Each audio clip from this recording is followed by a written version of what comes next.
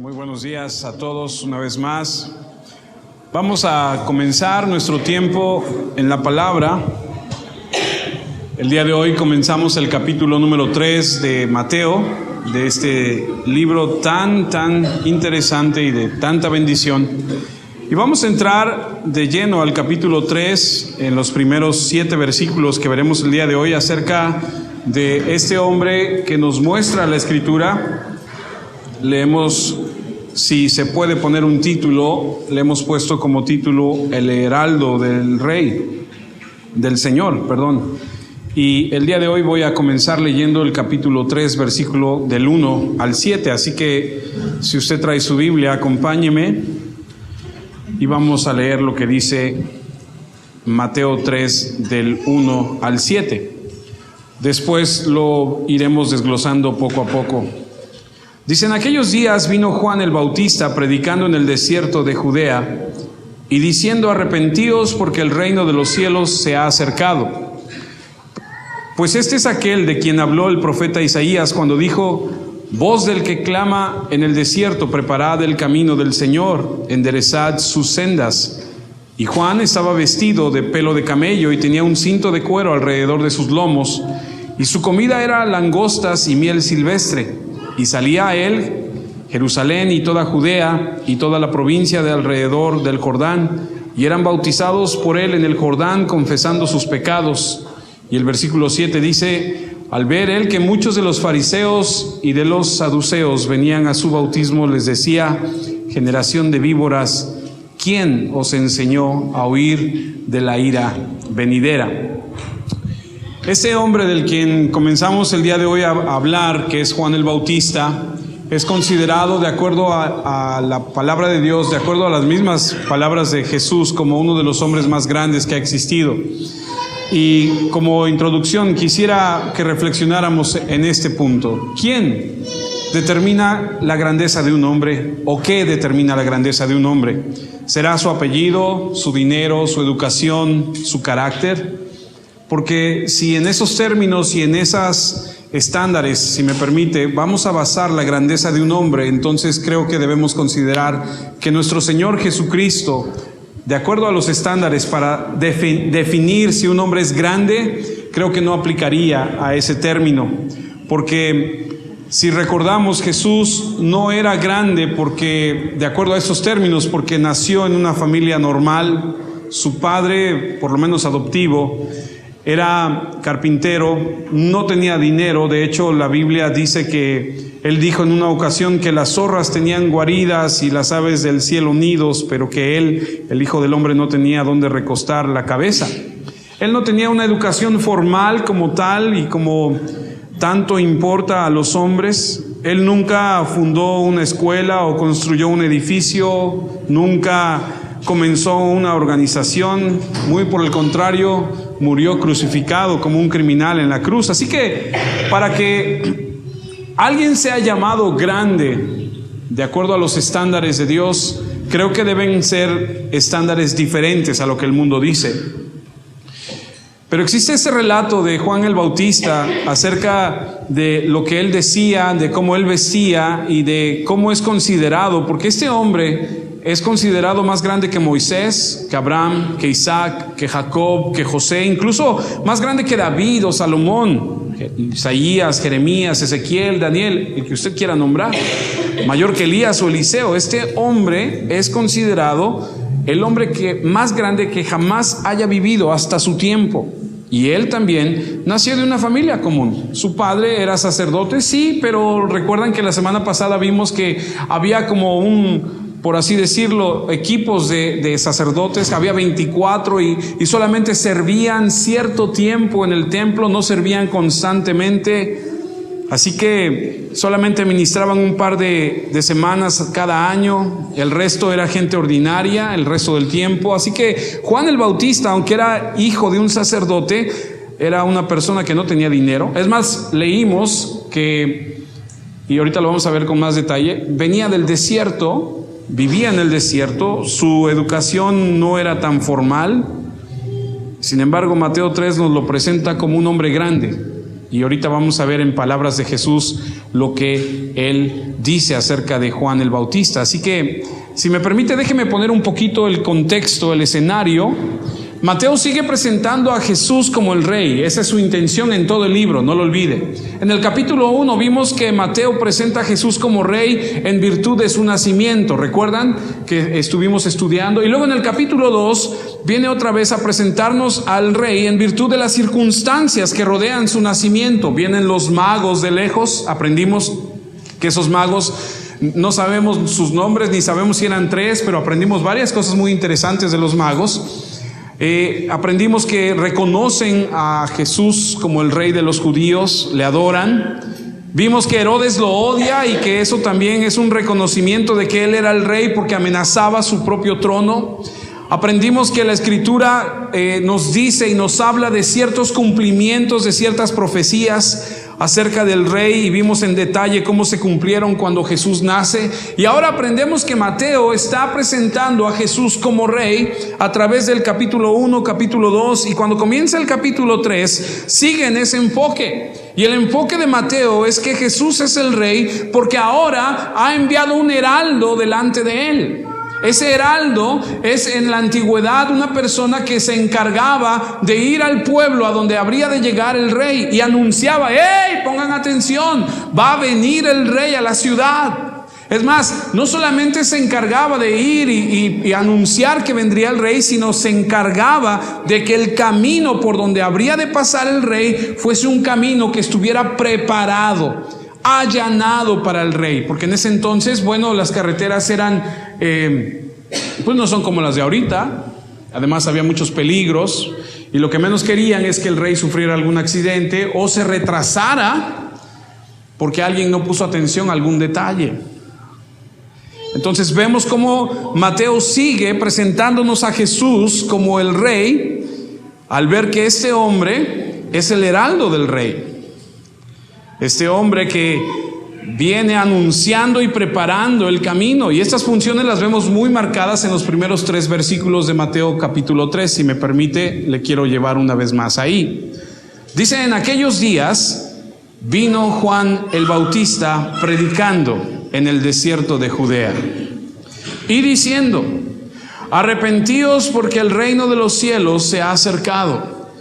Aquí vemos claramente cómo Juan el Bautista, el heraldo del Señor, se dedica a anunciar que ha de venir el Rey. Versículo 3: pues este es aquel de quien habló el profeta Isaías cuando dijo: voz del que clama en el desierto, preparad el camino del Señor, enderezad sus sendas. Este heraldo, este hombre, es el que viene anunciando al pueblo de Israel, y hoy vamos a aprender cosas muy interesantes acerca de esto.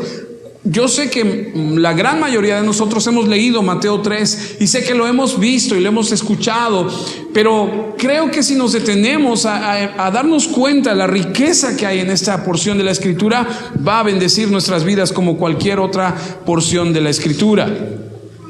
Así que Juan el Bautista en este momento es el heraldo del Rey, anuncia la llegada y se asegura que los preparativos estén listos para que el camino esté listo.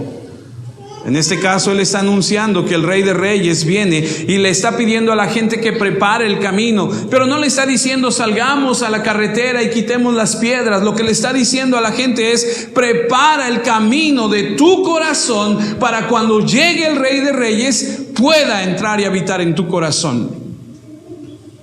El versículo 1 llama mi atención cuando dice: en aquellos días. Una de las grandes enseñanzas de la Escritura, en toda la Escritura, es que de un versículo a otro hay una gran brecha de tiempo. Si usted recuerda, capítulo 2, versículo 23, termina diciendo, para que se cumpliese, que habría de ser llamado Nazareno. ¿Cuánto tiempo tenía Jesús en ese momento? Aproximadamente 1 año. Damos vuelta a la página, capítulo 3, versículo 1. En aquellos días vino Juan el Bautista anunciando en el desierto de Judea. Han pasado alrededor de 29 años, de un versículo a otro. Ahora, Mateo no se concentra en dar detalle en qué pasó en esos 29 años. Muchos dicen por ahí que Jesús se fue al Tíbet y que anduvo con los monjes y que aprendió y que hizo, y se ha escrito una serie de cosas, pero lo que hemos aprendido es que si la Biblia no lo dice, si la Biblia no lo menciona, tiene alguna razón de ser. No sabemos nada. Es más, uno de los evangelios que menciona ese lapso del primer año de Jesús a lo que es el inicio de su ministerio a la edad de 30 años es Lucas. Es el único que menciona, si no mal recuerdo, es Lucas donde menciona que Jesús fue al templo cuando tenía 12 años y cuestionaba a los maestros de la ley. No sé si lo ha leído. Que cuando se pierde, que lo andan buscando, y ese dónde está, y está metido allá en el templo platicando con los sacerdotes, con los religiosos de ese momento. Es el único evangelio que nos da cierta luz de qué sucedió con Jesús mientras él era un joven. De ahí en fuera, los otros 3 evangelios no mencionan nada. Y Mateo no menciona nada. Se brinca desde un año de edad aproximadamente hasta el inicio de su ministerio, cuando viene el heraldo del Señor, que es Juan el Bautista, y comienza a hablar. Han pasado 29 años. Interesante, porque vemos que la Biblia nos enseña que de un versículo a otro pasan mucho tiempo. Y esto marca el comienzo del ministerio oficial de Jesucristo durante 30 años. Él estuvo, digámoslo así, viviendo en el anonimato. Pero cuando Él entra en escena, si me permite la expresión, manda a un heraldo por delante y dice: es el tiempo, ha llegado el momento de que aparezca el Rey. Ahora, ¿quién es este hombre? Este hombre, Juan el Bautista, es el heraldo del Señor, y si me permite, le quiero introducir a lo que dice la Biblia acerca de este hombre, desde su nacimiento, porque igual desde el momento en el que este hombre iba a nacer era especial. Lucas, capítulo 1, versículo 11. Y se le apareció un ángel del Señor puesto en pie a la derecha del altar del incienso. Está hablando acerca del papá de Juan el Bautista. Versículo 12. Y se turbó Zacarías al verle, y le sobrecogió temor. Zacarías es el papá de Juan el Bautista, esposo de Elizabeth. Pero el ángel le dijo: Zacarías, no temas, porque tu oración ha sido oída, y tu mujer Elizabeth te dará a luz un hijo, y llamarás su nombre Juan. Desde el vientre desde antes, Dios tenía aún escogido el nombre de este. Dice: le llamarás Juan. Versículo 16. Y hará que muchos de los hijos de Israel se conviertan al Señor Dios de ellos, e irá delante de él con el espíritu y el poder de Elías, para hacer volver los corazones de los padres a los hijos, y de los rebeldes a la prudencia de los justos, para preparar al Señor un pueblo bien dispuesto. Me brinco hasta el versículo 76, ese mismo capítulo. Y tú, niño, profeta del Altísimo serás llamado, porque irás delante de la presencia del Señor para preparar sus caminos, para dar conocimiento de salvación a su pueblo, para perdón de sus pecados, por la entrañable misericordia de nuestro Dios, con que nos visitó desde lo alto la aurora, para dar luz a los que habitan en tinieblas y en sombra de muerte, para encaminar nuestros pies por camino de paz. Y luego dice el versículo 80: y el niño crecía y se fortalecía en espíritu, y estuvo en lugares desiertos hasta el día de su manifestación a Israel. Dicen algunos teólogos que Juan el Bautista estuvo en el desierto hasta que él fue llamado por Dios para empezar a anunciar al rey que vendría, con una razón: para que no se contaminara con lo que el pueblo tenía, para que no se enrolara en las cosas de este mundo. Él estaba apartado por Dios para cuando llegara el momento. Ahora, este Juan el Bautista, acabamos de leer que es anunciado que va a nacer, que se le va a poner ese nombre. Se le dice a su papá que es sacerdote, vas a tener un hijo y él va a hacer esto y esto y esto. Y cuando nace, él seguramente sabe lo que va a hacer, porque acabamos de leer ahí que le dicen: tú, niño, serás esto, esto, esto y esto. Ahora, este Juan el Bautista, fíjense cómo se refiere a él nuestro Señor Jesús. Mateo 11:11. De cierto os digo, entre los que nacen de mujer, esto obviamente somos todos, no se ha levantado otro mayor que Juan el Bautista, pero el más pequeño en el reino de los cielos, mayor es que él. Y hay toda una enseñanza aquí, y no tenemos tiempo para detenernos porque queremos avanzar en el Evangelio de Mateo. Pero lo que Juan el Bautista logró hacer, tú y yo tenemos la capacidad de hacerlo. Hay puntos a resaltar en su vida, sí, que bien llevaríamos todo un estudio acerca de Juan el Bautista y qué es lo que él hizo. Él obedeció, él fue fiel, no se enroló en las cosas del mundo. Y la Biblia dice que el más pequeño en el reino de los cielos, mayor es que él. Ahora, es apropiado que este Rey de Reyes tuviera a este hombre como heraldo. De entre los nacidos de las mujeres, no hay otro mayor que él. Ahora, imagínate, si el heraldo es grande, eso quiere decir una cosa: ¿qué tan grande debe ser el rey? Porque si el que lo anuncia es grande entre los hombres, quiere decir que entonces el rey es más grande que este. Juan, en el capítulo 1, versículo 19. Este es el testimonio de Juan cuando los judíos enviaron de Jerusalén sacerdotes y levitas para que le preguntasen: ¿tú quién eres? Confesó, dice la Biblia, y no negó, sino confesó: yo no soy el Cristo. Y le preguntaron: ¿qué pues? ¿Eres tú Elías? Dijo: no soy.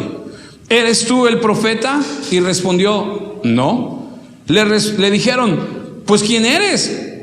Para que demos respuesta a los que nos enviaron.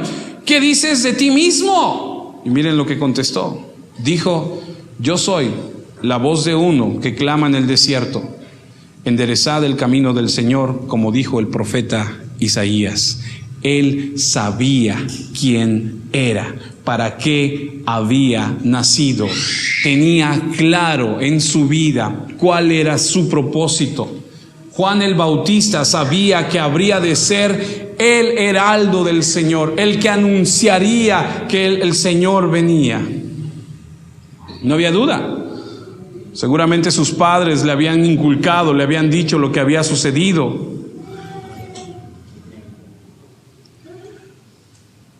Me llama mucho la atención que dice que estuvo en el desierto hasta que fue el tiempo.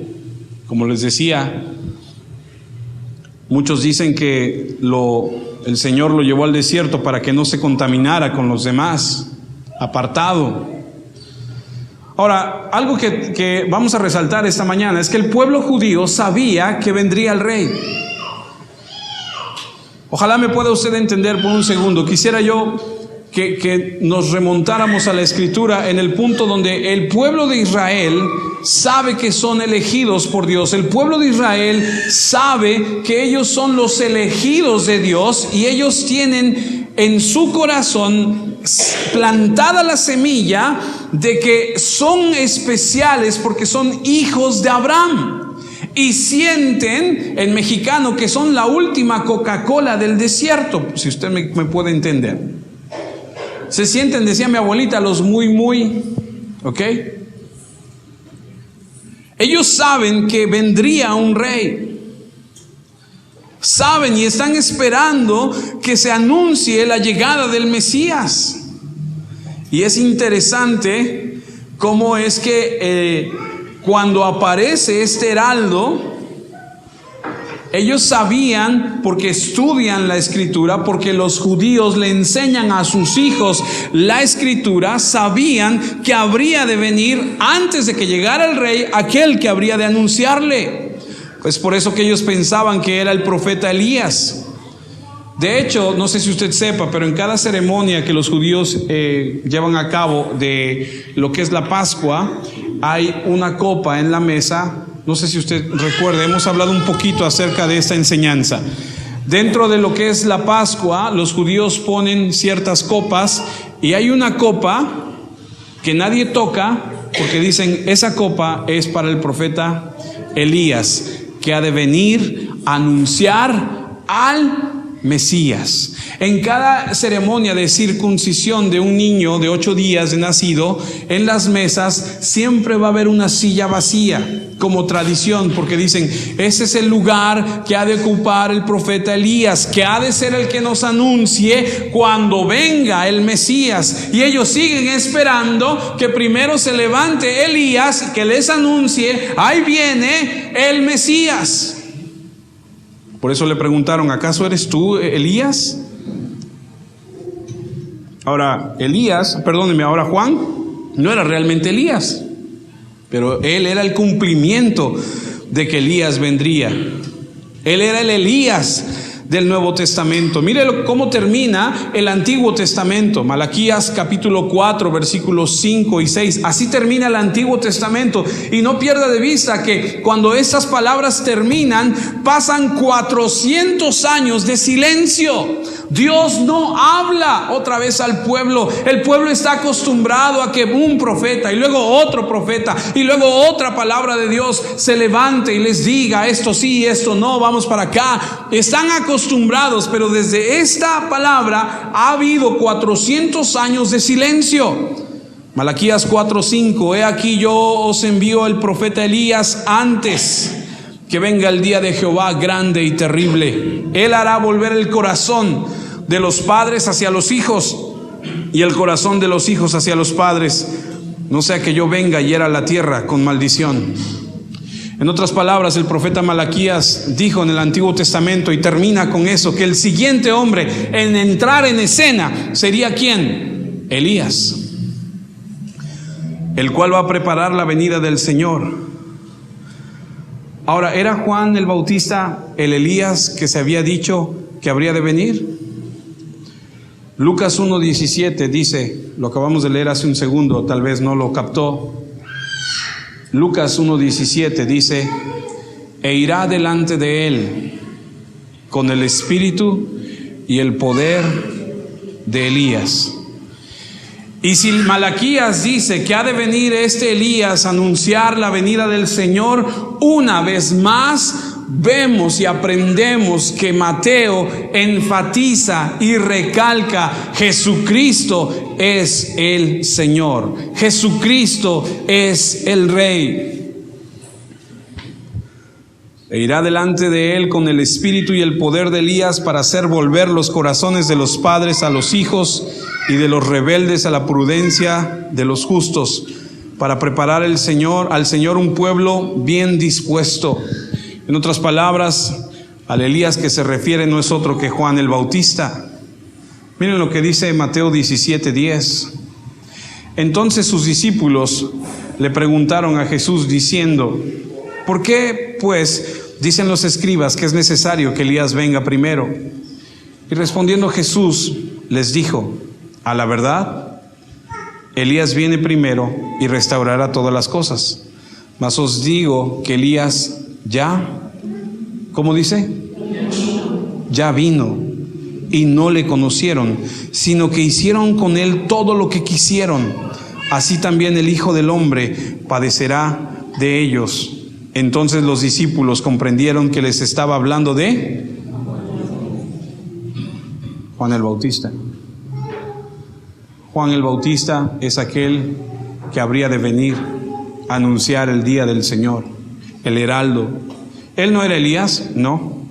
Pero él vino con el poder y el espíritu y el poder de Elías y cumplió la intención del profeta. Miren lo que dice Mateo 11, versículos 12 al 14, uno de los versículos más malinterpretados de toda la Escritura. Desde los días de Juan el Bautista hasta ahora el reino de los cielos sufre violencia y los violentos lo arrebatan. Porque todos los profetas y la ley profetizaron hasta Juan, y si queréis recibirlo, él es aquel Elías que había de venir. Escucha lo que dice, y si queréis recibirlo. ¿Lo recibieron? No. ¿Sabe qué le hicieron? Lo decapitaron. Le cortaron la cabeza.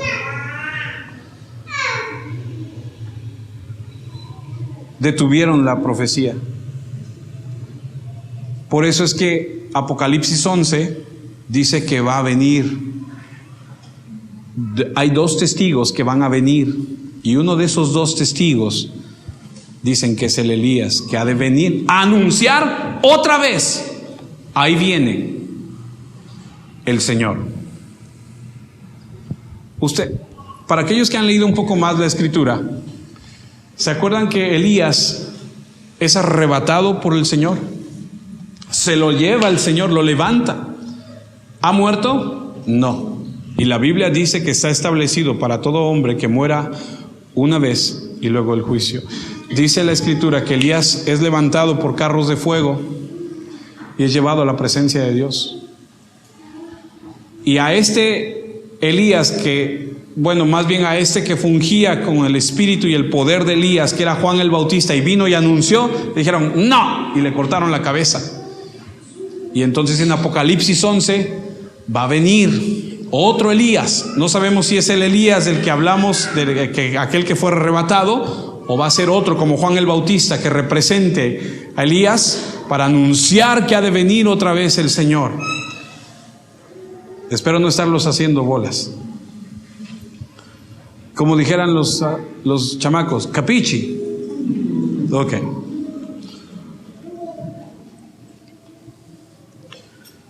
No lo hicieron, no lo recibieron. Todo acerca de este hombre es sorprendente. Juan el Bautista es sorprendente, es único. Ahora, su repentina aparición en la escena. Leí un comentario que dice que tan solo su apariencia era una predicación. Imagínate, viene vestido de pelo de camello, con un cinto de cuero, come miel y langostas, no langosta de esa de mar, de esa así, no, grillos, ¿no? Su sola presencia, su sola apariencia era una predicación. Dicen algunos comentaristas bíblicos que su vestir, su apariencia era un repudio al estilo de vida que llevaba el pueblo judío en ese entonces. Les estaba diciendo sin una sola palabra, les decía: no estoy de acuerdo cómo ustedes conducen su vida, porque se van detrás del vestido, porque se van detrás de lo que comen, porque están enfatizados en alcanzar, en obtener, en más y más y más. Ese es un hombre sencillo. Jesús se refirió a él cuando dijo: los que visten como reyes están en los palacios. ¿Qué salieron a ver al desierto? Jesús se refiere a Juan el Bautista a esto. Créame que mi oración es que Dios hable a nuestra vida. Este hombre era heredero de el oficio de sacerdote. Su papá era un sacerdote. Él tenía derecho a ser sacerdote también. Y a su padre terrenal le dijo no, para obedecer la voluntad de su Padre celestial. No fue sacerdote, fue profeta del Dios Altísimo. Y él entra en escena y empieza a anunciar. Ahora, ¿cuál es su mensaje? Eso está increíble. Versículo 2. Y diciendo: arrepentíos, porque el reino de los cielos se ha acercado. El mensaje de este que anuncia al Señor a los judíos es: arrepiéntanse. Este rey exige que ustedes se arrepientan. Ustedes quieren adorar al rey, está bien, pero antes de adorar al rey hay que estar bien con el rey. No puede haber pecado en nuestra vida si queremos adorar al rey.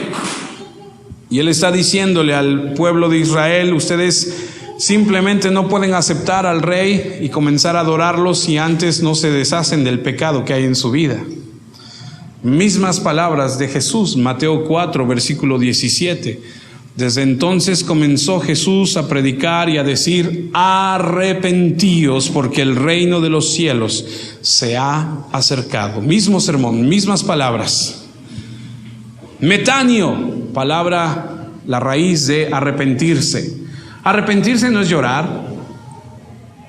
Arrepentirse no es solamente: ay, pobre, míralo, cómo se ve que le dolió, mira cómo está de triste. Me decía el otro día una mujer: pues es que me pide y me pide perdón, pero no cambia. Me pide y me pide perdón, pero sigue siendo el mismo. La palabra metanio significa un cambio de vida, un estilo diferente, una vuelta de 180 grados hacia el otro lado. Eso es lo que significa en el griego: darte la vuelta, convertirte de tu mal proceder, cambiar de opinión, de objetivo, de dirección, de mente, de voluntad, decirle no al pecado y decirle sí a la santidad. Ahora imagínate por un segundo este mensaje de este heraldo hacia los judíos. Los judíos están acostumbrados a pensar, a creer, así crecieron, así se les inculcó: ustedes son los escogidos, cuando venga el rey, el redentor, el Mesías, nos va a decir: vámonos al cielo. Y todos van a decir: vámonos. ¿Por qué? Porque creen que se lo merecen todo. Y el primer mensaje que viene del heraldo diciendo: ahí viene el rey, pero primero tienen que arrepentirse, tienen que cambiar, es un shock a su vida. Porque es como si te dijeras, como si tú creyeras toda tu vida que tienes derecho a algo, y cuando llegas al punto te dicen: no, señor, no tiene usted. ¿Pero cómo? Si a mí me dijeron que tenía derecho. Sí, pero no, tienes que cambiar. Por eso es que cuando el maestro de la ley, Nicodemo, va a ver a Jesús, le dice: tienes que nacer de nuevo.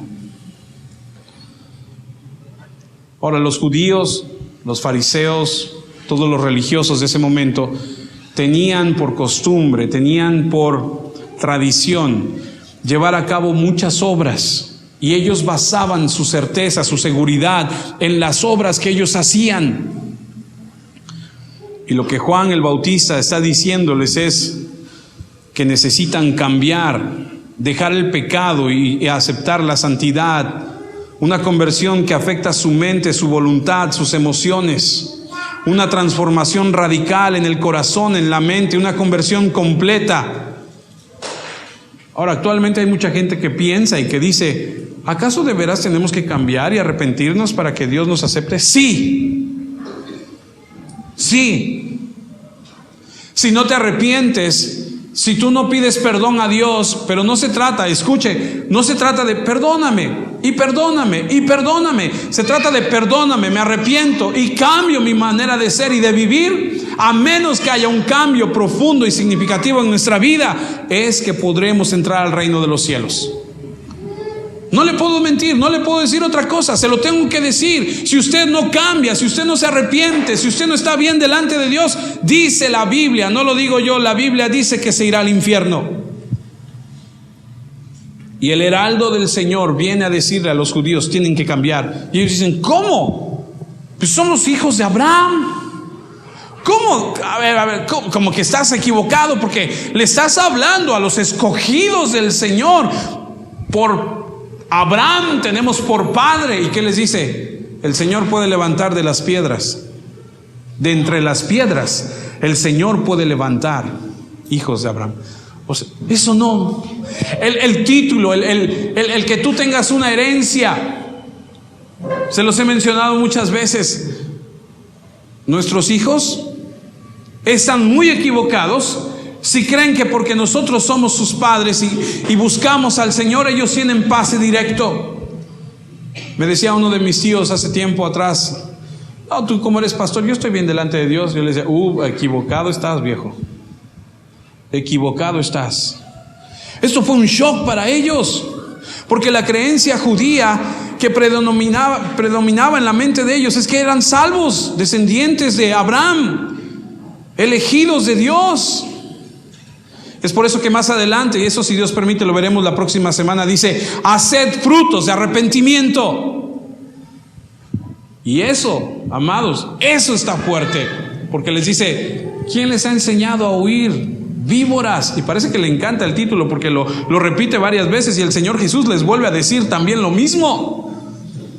Les dice: ¿por qué vienen así? ¿Por qué creen que así nada más? Perdónenme, ya estoy como Cantinflas, pero no, tienen que arrepentirse.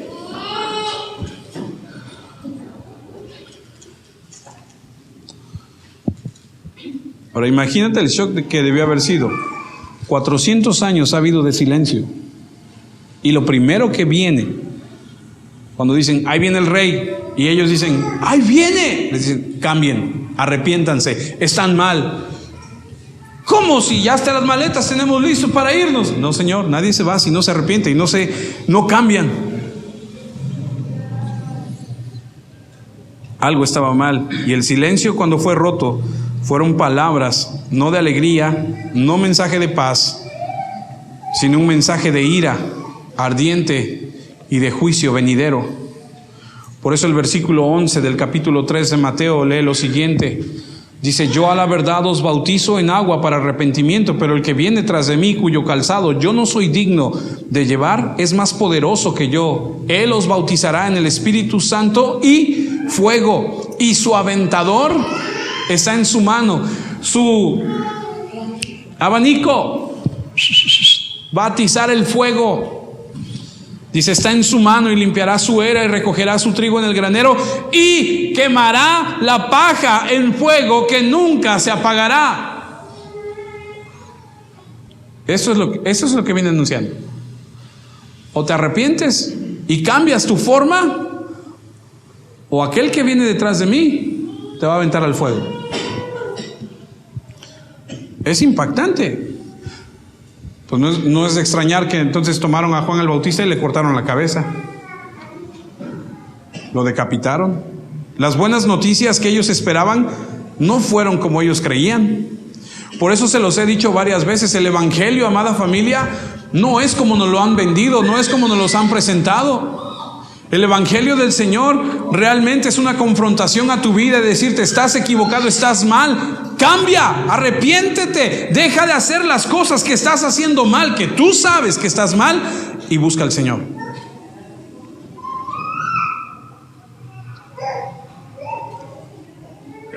Versículo 4. Y Juan estaba vestido de pelo de camello y de un cinturón de cuero a la cintura, y se alimentaba de saltamontes y de miel silvestre. Otra versión dice langosta, por eso hace rato les dije que langosta, pero no es de aquella que creemos.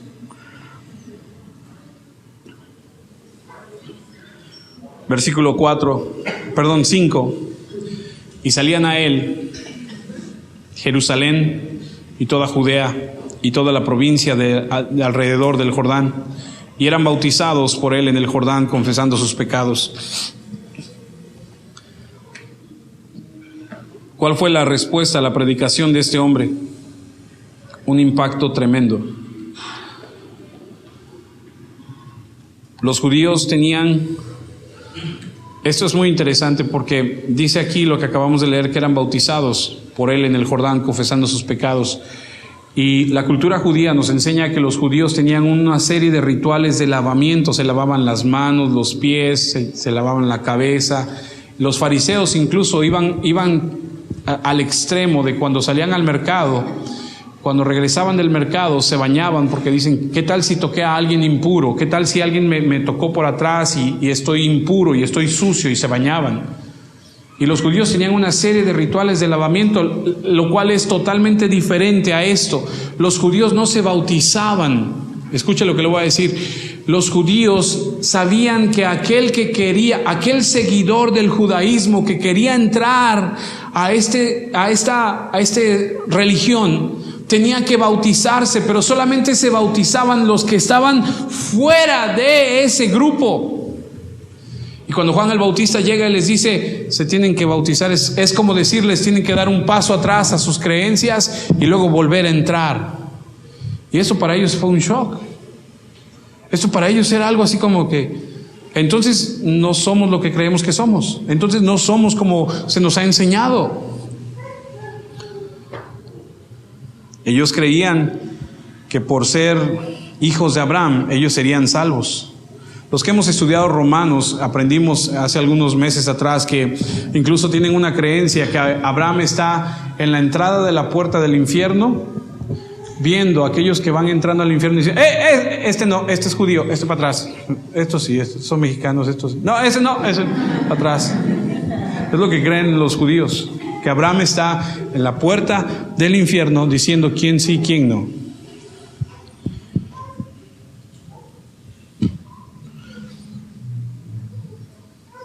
Versículo 7. Oh, ahora se me fue tan rápido.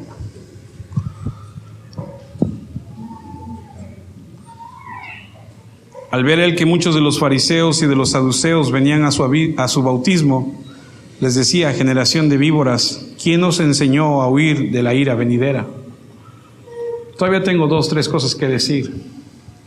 Los fariseos que vemos aquí y los saduceos son 2 grupos de religiosos. Leímos y aprendimos un poco la semana pasada, pero los fariseos eran más populares entre la gente, porque los fariseos eran por lo menos patrióticos, mientras que los saduceos eran odiados por el pueblo porque se aliaban al enemigo. Es decir, los saduceos se habían aliado a Roma y de alguna forma habían traicionado a su pueblo. Y en los grupos de los saduceos no entraba cualquiera, porque era de la élite. Eran los políticos, los religiosos políticos adinerados, los popis que decimos nosotros. Era gente que tenía mucho dinero y que tenía mucha influencia y que tenía cierto estatus. Y los fariseos eran más populares. Los 2 tenían su creencia, los 2 tenían su teología, y se odiaban entre ellos. Había diferencias muy marcadas. Por ejemplo, una vez Pablo lo toman y lo llevan delante de una autoridad, y entonces Pablo muy sagazmente empieza a ver y se da cuenta que en el grupo el que está hay saduceos y hay fariseos. Y entonces Hechos capítulo 23 versículo 6 dice lo siguiente: entonces Pablo, notando que una parte era saduceos y otra fariseos, alzó la voz en el concilio y dijo: varones hermanos, yo soy fariseo, hijo de fariseo. Acerca de la esperanza y de la resurrección de los muertos se me juzga. Versículo 7. Cuando dijo esto, se produjo disensión entre los fariseos y los saduceos, y la asamblea se dividió. Versículo 8. Porque los saduceos dicen que no hay resurrección, ni ángel, ni espíritu, pero los fariseos afirman estas cosas. Entonces, estos 2 grupos, unos dicen sí, otros dicen no. Unos dicen, está bien el Nuevo Testamento, está bien. Los saduceos decían, está bien toda la escritura, pero lo más importante es el Pentateuco, los primeros 5. Y los fariseos decían, no, todo. Y había una diferencia entre ellos, curiosamente, aunque había una diferencia y aunque había cosas que muy marcadas, para aquellos que entienden un poquito más acerca del arminianismo y el calvinismo, es como si en ese momento unos fuesen calvinistas y otros fuesen arminianos. Y había una diferencia entre ellos, pero curiosamente, cuando aparece Jesús en escena, ¡fum!, se unen, se hacen uno, se hacen compadres y dicen, vamos juntos contra este. Y entre los 2 grupos atacaron a Jesús siempre que pudieron. Durante toda la historia de los fariseos y de los saduceos nunca estuvieron de acuerdo en nada, excepto cuando juntos empezaron a odiar a Jesús. La historia nos dice que los fariseos eran ritualistas, el saduceo era un racionalista. El fariseo era formalista y el saduceo era libre pensador. No quiero hacerle muchas bolas porque de repente dice, ¿qué? Ya no entendiste. Entonces, solo quédese con esa idea. Unos pensaban de una forma y creían ciertas cosas y otros pensaban totalmente lo contrario. Unos eran escépticos, unos eran populares y otros eran aristócratas, eran más elevados y había diferencias grandes entre ellos. Pero había algo que los podía en algún momento identificar como un grupo. Y no estoy hablando del odio que tuvieron hacia Jesús, sino la creencia de que las obras los llevaría al reino de Dios. Los fariseos decían, vamos a hacer obras para que en el futuro, cuando venga el reino, seamos recompensados. Y los saduceos decían, no, tenemos que hacer obras para recibir lo que hemos de recibir aquí, ahora. Eso era lo único en lo que podían a lo mejor en un momento estar de acuerdo, en que las obras y trabajar con su esfuerzo produciría para ellos una recompensa. Y curiosamente se aparece Juan el Bautista y lo primero que dice, no se trata de lo que hagas en el exterior, se trata de lo que hagas en el interior. Y el énfasis de Jesús es el interior. Por eso Jesús llega y les dice, ustedes son unos sepulcros blanqueados. Por fuera se ven muy bonitos, pero por dentro huelen a muerte. Mateo 23:23, ay de vosotros, escribas y fariseos, ¿cómo dice? Porque diezmáis la menta y el eneldo. ¿Sabe lo que es eneldo? Es una hierba que sirve para muchas cosas, pero también sirve para la digestión y para bajar de peso y tantas otras cosas. Anótelo ahí, eneldo. ¿De qué se trató? Del eneldo, muy bueno, dice.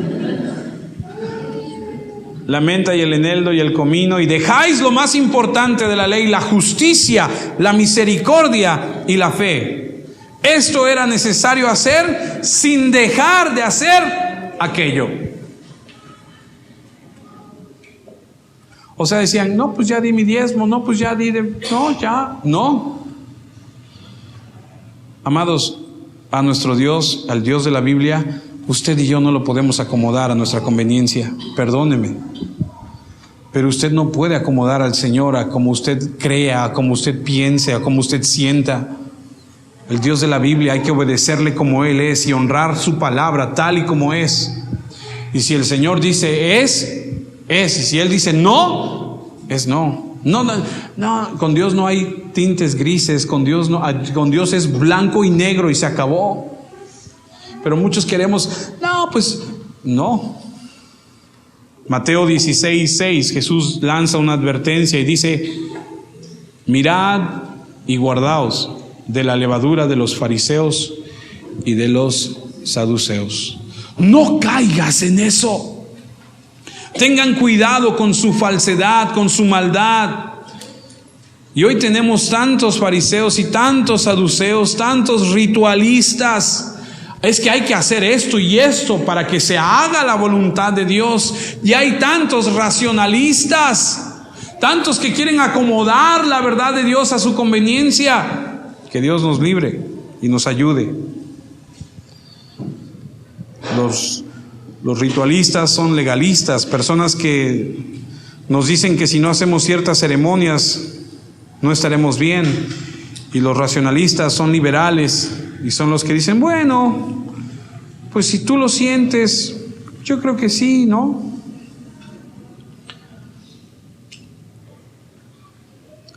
Los legalistas dicen que lo que tienes que hacer es seguir las reglas, y los liberales dicen que si lo sientes en tu corazón. ¿Ha escuchado gente decir así? Es que yo siento en mi corazón. Es que yo creo. Perdóname, pero no es lo que tú sientas ni lo que tú creas, es lo que dice la palabra de Dios. Regreso al versículo 7. Al ver él que muchos de los fariseos y de los saduceos venían a su bautismo, Muchos dicen, ¿por qué venían? Cuando usted lea la Biblia, pregúntese, ¿quién? ¿Dónde? ¿A quién le habla? ¿Por qué dijo eso? Dice que cuando vio que venían, les dijo, generación de víboras, ¿quién os enseñó a huir de la ira venidera? ¿Pero por qué venían? Bueno, algunos estudiosos dicen que iban, algunos dicen que porque eran chismosos. Otros dicen que porque como el pueblo iba y ellos eran los religiosos de ese momento, no podían quedarse al margen. Si todo el pueblo está saliendo a escuchar la predicación de este hombre, vamos a oír qué tiene que decir este hombre. No vaya a ser que nos quedemos fuera y al rato perdamos la popularidad, perdamos la influencia que tenemos sobre la gente. Vamos a escuchar qué tiene que decir. Pero no se pusieron a pensar que se iban a topar con este gran hombre de Dios que les dice sus verdades. Y sabe, hoy en día hay tantas personas así. Tantas personas que creen que por ir a la iglesia, que por ir a escuchar una plática o por ir a un estudio de la Biblia, o por hacer esto o por hacer aquello, ya están bien delante de Dios. Hay gente que le dicen, te tienes que bautizar, me bautizo. Tienes que hacer, lo hago. Ahora el ser cristiano está de moda. Ahora el ser cristiano cualquiera lo hace para que tenga adeptos. Desafortunadamente dentro de las iglesias hay aún gente que está de líder, que dudo mucho que sea un verdadero cristiano. Por eso debemos tener tanto cuidado, por eso debemos leer la Escritura y tener una relación con el Señor y orar y pedir su dirección y decir, Señor, enséñame y ayúdame y guárdame y líbrame. Y por eso usted debe orar por su pastor también. Debe orar porque Dios a través de su palabra nos hable, que traiga una enseñanza como Él quiere.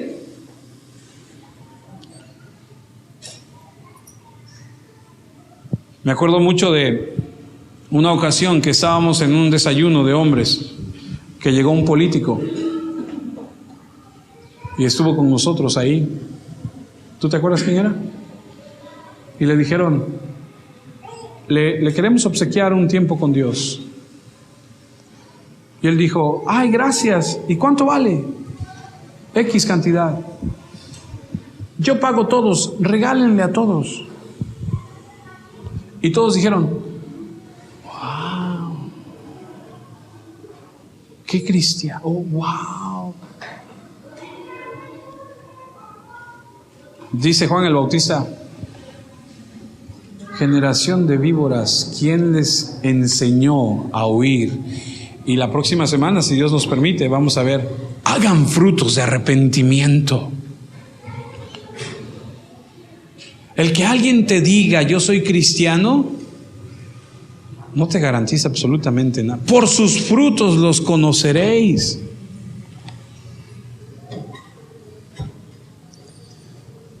Yo me pregunto si yo soy una serpiente de esas farsantes como dijo Juan el Bautista, o si soy verdaderamente un seguidor de Cristo. Oremos.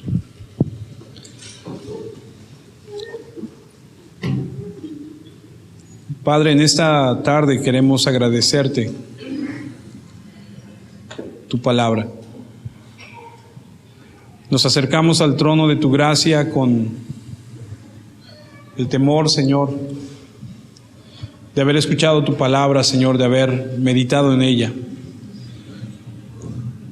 Espíritu Santo, te ruego que muestres a la vida de cada uno de nosotros realmente nuestra condición.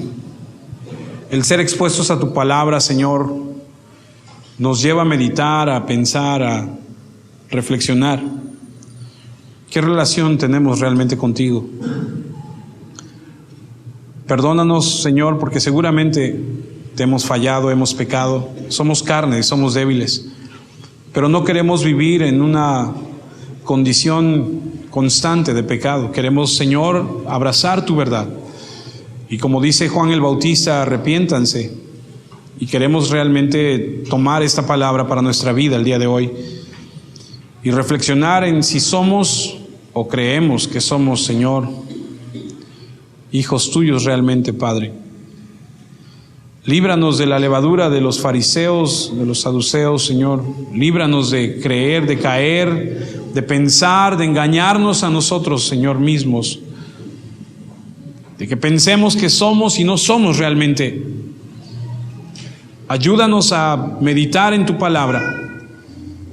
Perdónanos y ayúdanos, Señor, a crecer y a madurar y a desarrollar en nuestra vida un estilo de vida que glorifique y exalte tu nombre. Que nos demos cuenta, Señor, cuando estamos equivocados y procedamos al arrepentimiento y doblemos nuestra rodilla y cambiemos nuestra forma de pensar, de hablar, de actuar. Ayúdanos. Porque, Señor, queremos estar exaltando y glorificando tu nombre siempre. Queremos ser hijos tuyos siempre, en todo lugar y en todo tiempo. No solamente el domingo por la mañana. Te lo pedimos en Cristo Jesús.